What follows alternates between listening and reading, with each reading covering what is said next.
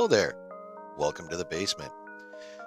The Victoria Alonso drama continues as she is poised to sue Disney over her firing last week. Let us dive in.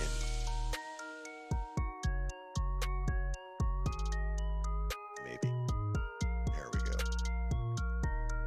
So this article, as you can see, is from Deadline, and it is entitled Victoria Alonso weighing legal action against Disney and Marvel over sudden firing.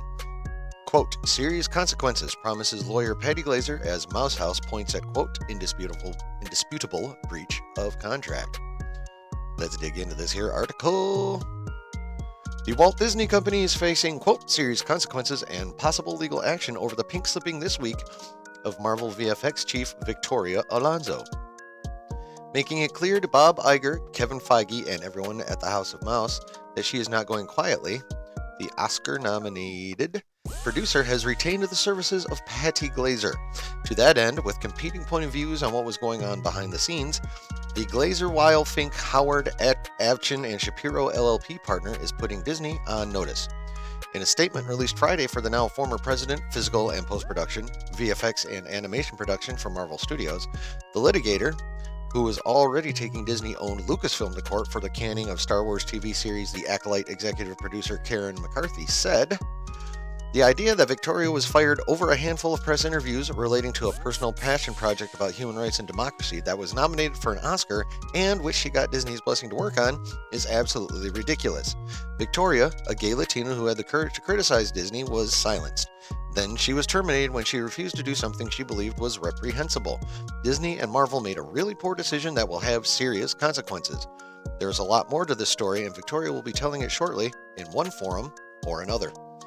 Disney isn't taking that shot across the bow without a missive of their own. It's unfortunate that Victoria is sharing a narrative that leaves out several key factors concerning her departure, including an indisputable breach of contract and a direct violation of company policy, a Disney spokesperson told Deadline this evening being Friday evening. We will continue to wish her the best for the future and thank her for her numerous contributions to the studio. Alonso still has her Possibility is Your Superpower memoir coming out later this year on Disney imprint. Awkward. The very press-friendly Alonso, who is consistently an outspoken champion of diversity at Disney to the point where she called out then Disney CEO Bob Chapek to, quote, take a stand against Florida's anti-LGBTQ plus legislation Don't Say Gay bill, abruptly departed earlier this week from Marvel Studios after a near two-decade run. So I ask you again, Mr. Chapek, please respect if we're selling family. Take a stand against all of these crazy outdated laws, Alonso told a glad audience over the clear discrimination move in the Sunshine State, aka home of Disney World. Take a stand for family. Stop saying that you tolerate us. We deserve the right to live, love, and have. More importantly, we deserve an origin story. We being Deadline, we hear after her remarks at GLAAD last April over Disney's mishandling of Florida's Don't Say Gay legislation, Alonso was benched by executives and told that she could no longer do interviews or media at all. Alonso was even asked late last year by a prominent director to speak out for a Marvel film, but she stayed mute. Then the self-described, quote, reprehensible incident occurred, which seemed to involve a disagreement with a Disney executive who is not Iger, we've learned. However, we hear that the Buenos Aires-born Alonso did not initially seek permission to produce the Academy Award-nominated Argentina 1985, but did see her contract redrafted out of respect for her years at the company. The sticking point was that Alonso was distinctly not supposed to promote the political drama, which she did. That was the breaking point, an insider says. Come on, man. As for Alonso being told to stay away from the press, there are more than a handful of media clippings from June last year announcing her memoir and with quotes from the then exec.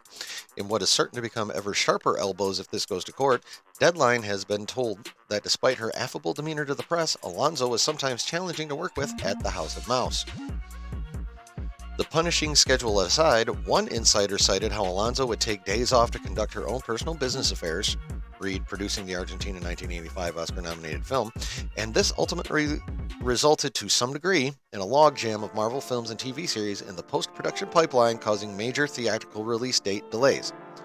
While many studios suffered delays in post-production houses due to the pandemic, Disney on several occasions postponed its bigger movies, i.e. Doctor Strange in the Multiverse of Madness, Thor, Love and Thunder, which should have been postponed permanently, Black Panther, Wakanda Forever, and Ant-Man and the Wasp, Quantumania, and most recently, The Marvels. In the new cost-cutting, job-cutting Iger 2.0 era, count VFX expenses, which was chiefly under Alonso's domain, as one of those line items that needs to be reined in. Whether or not that meant showing the door to Alonso is a whole other matter, likely heading towards a payout or a trial at this rate.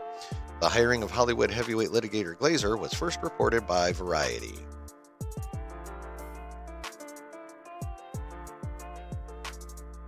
Well. It just does not stop over there at the Disney, does it? So, what we have here is a lot of he said, she said. Disney appears to have strong arguments. Obviously, we'll see. I feel like this and the Lucasfilm thing are both going to end up with checks being written to Miss Alonso and the other Karen, whatever her name was, I forget already.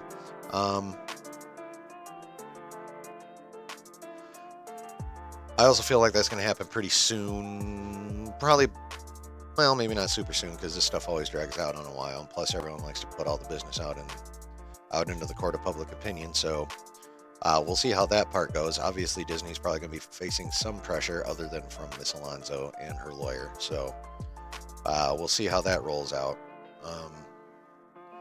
I mean, I don't really see either of these going to trial because whether or not Disney would win the actual lawsuit in court, they would be losing big time outside of court, or rather in the court of public opinion. So, yeah, I feel settlement checks coming within the next few months, and then that'll probably be the end of it at that point, because with those checks will probably be coming, the checks will probably be handed to them on top of NDAs. So, but that is the latest development in the Victoria Alonso story. I hope you all enjoyed the coverage, and if you did, go ahead and drop a like on this puppy, and go ahead and leave me a comment. Tell me what you think. Think this will go to trial? Do you think there'll just be some checks written, and it'll be quietly fade into the background? Let me know down in the comments. And while you're scrolling down to the comments, go ahead and tap that thumbs up button, and go ahead and subscribe so you can stay updated on all the stuff I keep you updated on, and all the interesting little vids I make besides that. So, please, like the video, comment on the video, subscribe to my channel, and like I always say, there's always good times to be had when you're chilling in the basement.